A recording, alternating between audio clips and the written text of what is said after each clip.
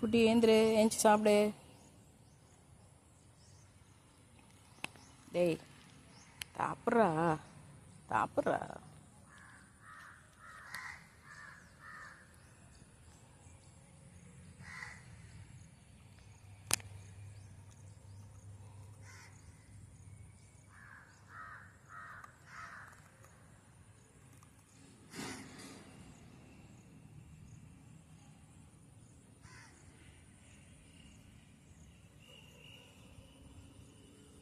எழுந்திரிச்சு பக்கத்தில் வந்து சாப்பிட்றா. எடுத்து சாப்பிட்றா குட்டி, சாப்பிடு.